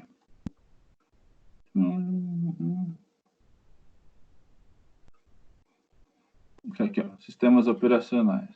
Vou acessar aqui, aí já ver se já aparece para vocês aí também. Ó, unidade 3, seção 3. Ó, slide da revisão. Só clicar aqui que já aparece. Vamos ver. Ó, só baixar esses slides. É esses mesmo, ó. Tá? Aí, a partir daqui, ó, introdução a sistemas operacionais, tá? Tá bom, professor. Tá bom? Os tratamentos para Covid-19, Nelson Card, beleza? Aí vocês trabalham com essa aqui para revisão, tá? Beleza, professor. Já está disponível aí. Tá bom? Aí, depois eu coloco o link, porque daí o link só é gerado quando a aula é finalizada, tá? Então, só quando a gente finalizar a aula, aí eu coloco o link da gravação lá para vocês assistirem. Tá? E aí, tem mais alguma dúvida, pessoal? Eu tenho uma dúvida. Na verdade, o senhor falou que a avaliação vai de 1.000 e depois 2.500, né? Eu estou com um portal do aluno aberto e a avaliação oficial vai de 0 a 5.000 pontos, sendo 1.500 o mínimo. Então, a P1 vale 1.000 pontos e a P2 vale 4.000? Olha, não, essa aí tem que ver se é a avaliação de sala de aula, hein? Porque tem assim, tem a avaliação do professor e aí a do AVA lá. Eu vou confirmar, na próxima aula eu confirmo isso direito e eu trago para vocês. Mas a de sala de aula, a primeira geralmente era 1.000 e depois 2.500. Mas na próxima aula eu confirmo a pontuação da segunda. Mas a primeira é certeza que é 1.000 pontos, tá? Ô professor. Obrigado. Nada. Em questão disso que ele falou, foi o que eu falei, que em todos os semestres que eu fiz, a primeira P1 foi 1.000 e a segunda 4.000. No começo era 1.200 o mínimo e depois aumentou para 1.500 o mínimo, mas sempre foi 1.000 a primeira e 4.000 a segunda. Tá, eu vou confirmar direitinho depois, eu passo para vocês, mas a primeira eu tenho certeza que é 1.000 pontos, tá? A da semana que vem vai valer 1.000 pontos. Aí a B2 eu trago para vocês na próxima aula a informação certinha. Ok. Tá? Mas a B2 ainda está longe, tá, pessoal? Vai ter maio inteiro, vai estar lá só para final de junho, assim, mais ou menos, tá? Lá para segunda, terceira semana de junho. Ô, professor, se o senhor recebeu um e-mail lá das questões do S. Miguel Silva, que é o meu, eu reenviei o e-mail 2 vezes porque, como eu expliquei pro senhor, tinha pegado o e-mail errado, tá? Só para avisar. O que a gente já vê agora, ó. Tô abrindo aqui. Deixa eu abrir já para ver se chegou. Obrigado. Matheus, né? Qual que é o nome que você mandou? Miguel Silva, professor. S. Miguel Silva, veio pelo Gmail. Aqui, ó. Miguel Silva. Isso. Você pode ver se o meu chegou. Isso. Você beleza, pode ver se o meu chegou também. Não, acho que eu mandei. Oi? Ô, professor. Pode falar. Eu acho que eu mandei o errado. Deixa eu ver aqui.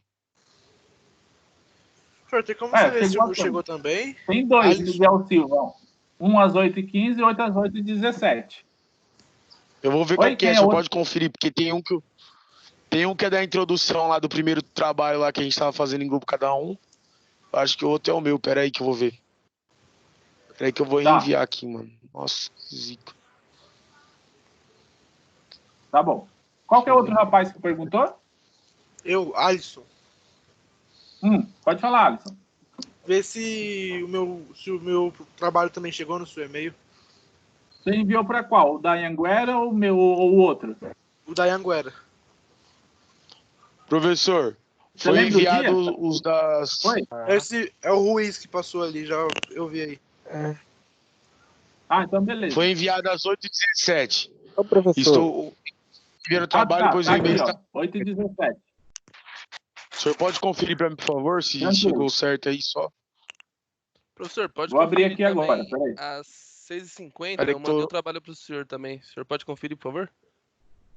Peraí que a gente já abre aqui agora. Legal. Professor, Tá, esse aqui tá certo, pode Miguel. estar indo já?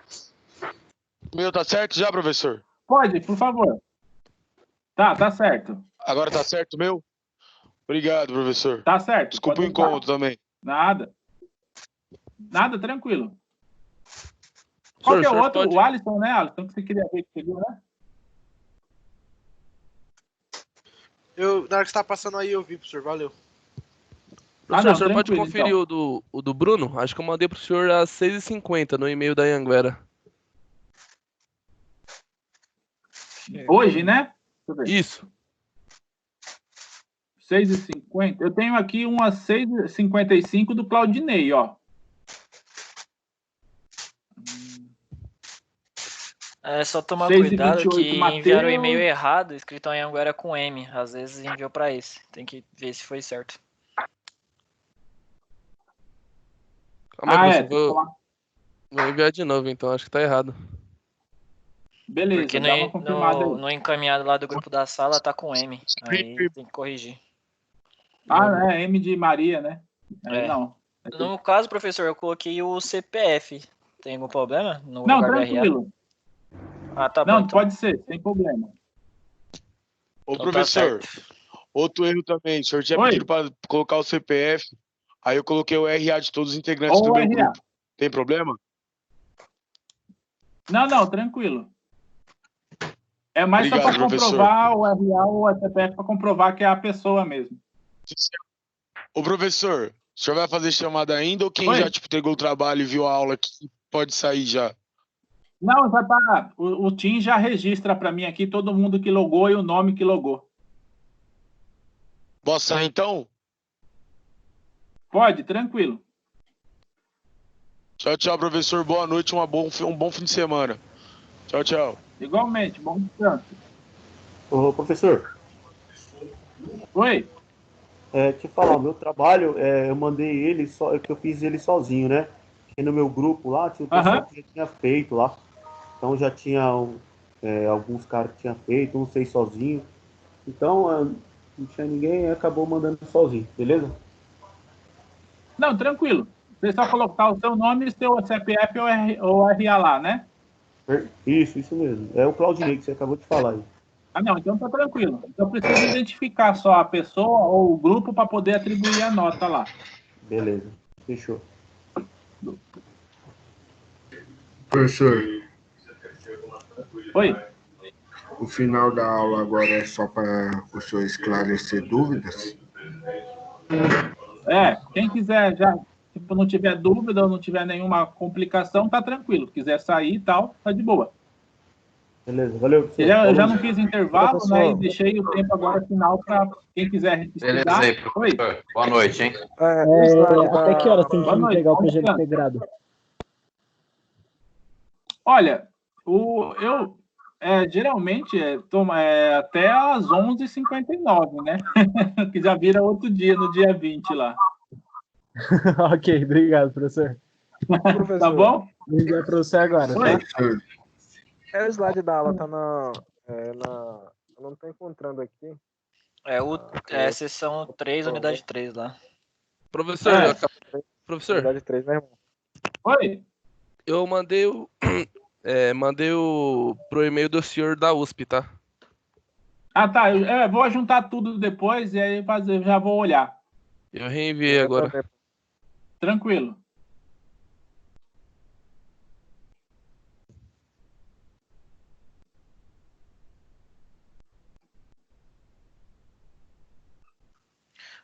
No caso, professor, o slide que o senhor passou agora à noite tá tudo que vai cair na prova, né? Não tem mais nenhum outro slide que você passou antes, não, né?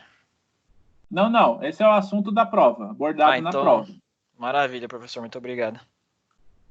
Nada.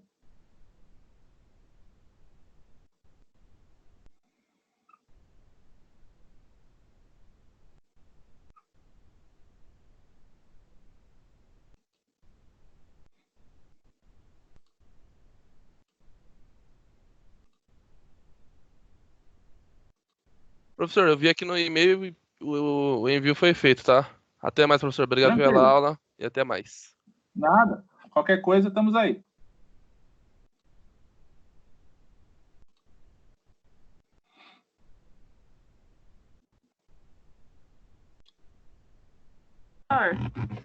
Oi. Pode conferir para mim se o e-mail no da USP do projeto integrado chegou? Agora, peraí que eu já abro. Vou abrir ele agora. Tá bom.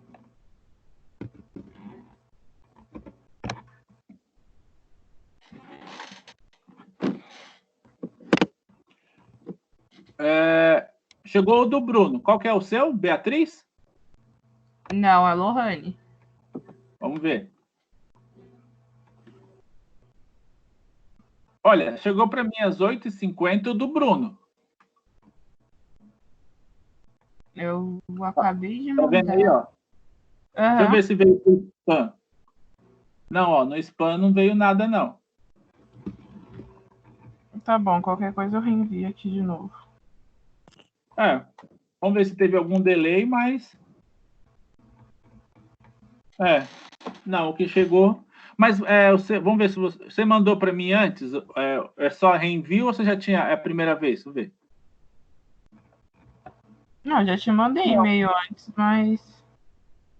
Não, eu digo esse que você me enviou. Era o primeiro ou era em reenvio hoje? Não, eu mandei no e-mail separado, como se fosse o primeiro. Ah, tá. Aqui, ó, tem Lorane Machado no dia 3 de abril, né? Aqui, ó. Isso. Mas o que você enviou agora não chegou, não. Ó, até agora não chegou. Parou no Bruno Souza. O meu tá mostrando enviados aqui, mas qualquer coisa eu vou enviar de novo, que é melhor enviar 2 do que ficar sem nada. Mas talvez... chegou agora, ó. Chegou? Aqui, tá ó. bom. Dá para ver aí na tela? Sim. Lorane Machado, projeto integrado. Help Cyber. Isso, é o desenvolvimento. Beleza. Tá bom, professor. Obrigada. Nada.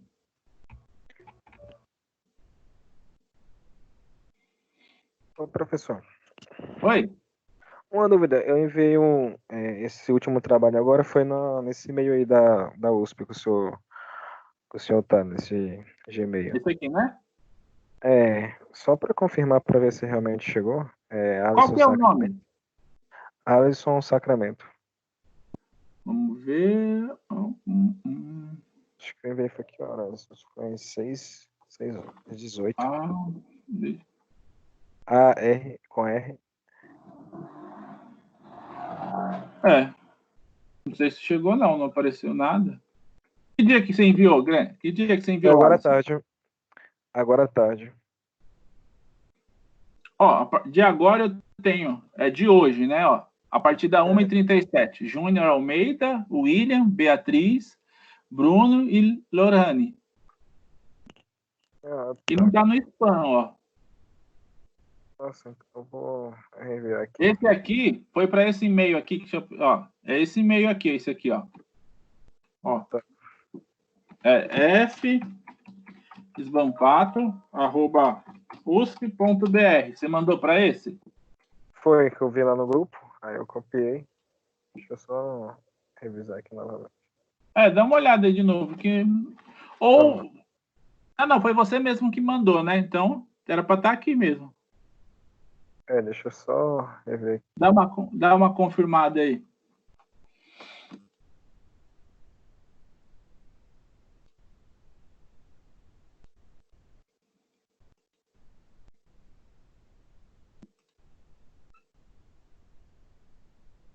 Mais alguém tem dúvida, galera, aí? Alguma coisa aí? Querem tirar dúvida? O professor, volta no seu Word aí, só para dar uma printar o seu e-mail aí, Opa, por gentileza. deixa eu ver se eu coloco ele maior aqui. Aí, ó. 48. Ah, ok, obrigado. Nada.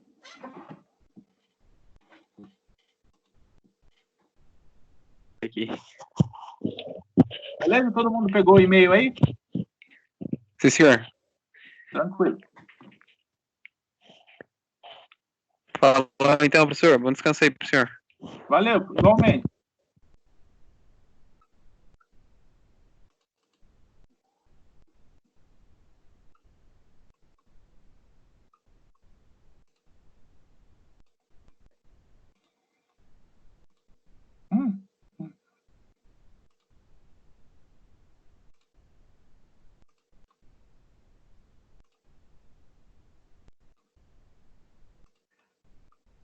Ah, chegou agora, Alisson. Chegou? Ah, beleza. Chegou. Alisson Conceição do Sacramento, né? Isso mesmo. 8h56, acabou de chegar. Professor, outra dúvida é que eu estava aqui analisando, o rapaz falou que, o brother falou que estava na seção 3, o slide, unidade de ensino 3, né? Seção 3. Eu vim aqui, mas tipo, eu não encontrei o slide. Não? Eu não sei se Ué? tem um Peraí que eu vou confirmar. Lá, segura aí. Tem o link da aula e tal, a aula online. Tipo. Ó. Tá, deixa eu. Ó, tá aqui mesmo, ó. Unidade 3, tá vendo? Ó, aqui, ó, na tela. Ó. Então beleza. Então depois eu vou atualizar vou aqui. voltar do começo, ó. Olha, vou voltar aqui do começo, ó. Esse é o painel mais ou menos que vocês veem aí também, né? Que é igual ao meu, não é mais ou menos? Isso Ó, aí, sistemas que eu... operacionais tá aqui para mim, ó. Vou clicar aqui, ó. Ó. Deixa eu clicar aqui, ó. Unidade 3, seção 3. Tá vendo? Beleza. Aí tem, ó.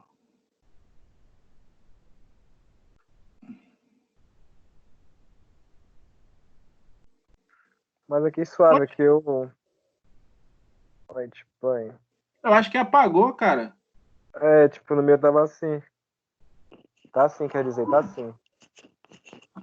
Que bugada, bugou o negócio. Espera aí que eu vou colocar de novo. Segura aí. Não, beleza. Mas vou aí fazer aqui.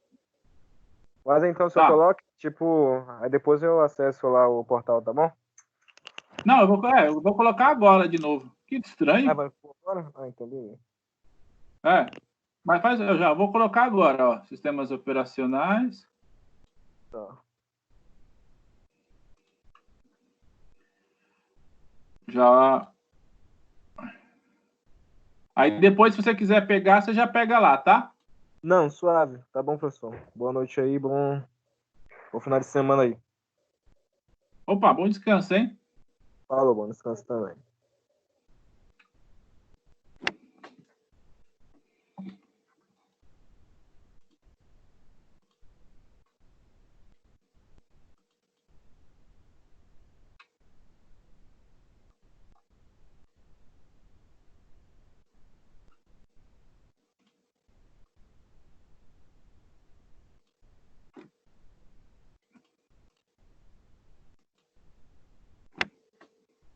Alguém mais, galera? Tem dúvida aí que quer tirar?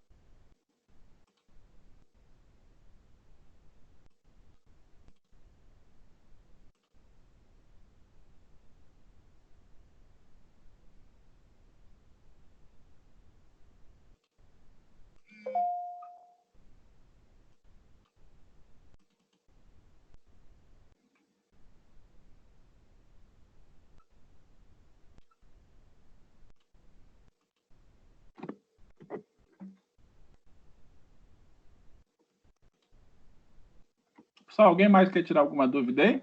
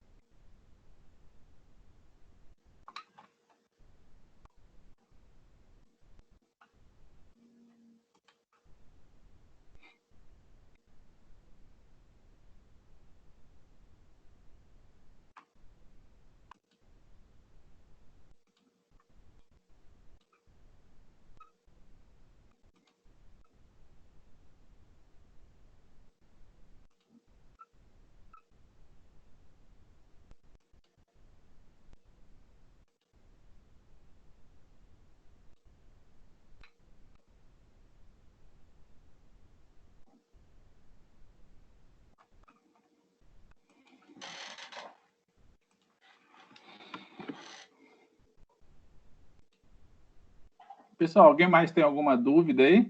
Está acompanhando a aula? Então tá, pessoal. Boa noite a todo mundo. Eu vou estar encerrando a nossa transmissão, tá bom? Abraços a todos aí.